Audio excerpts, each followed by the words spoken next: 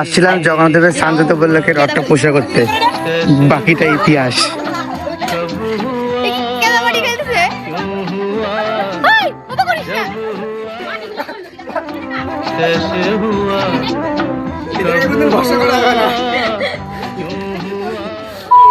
রথের সম্বন্ধে তোমাকে কিছু একটা কথা বলি।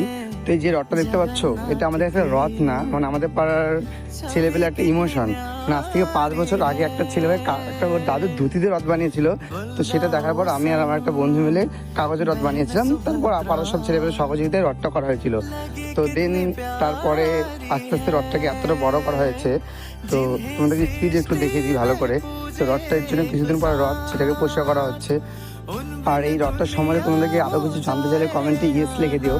আর নেক্সট ভিডিওতে তোমাদের সব কিছু বলে দেবো। আর রথটাকে কী কালার করে ভালো হয় একটু কমেন্টে বলে দেবো, না আগের বছর কালারটা একটু উঠে গেছে।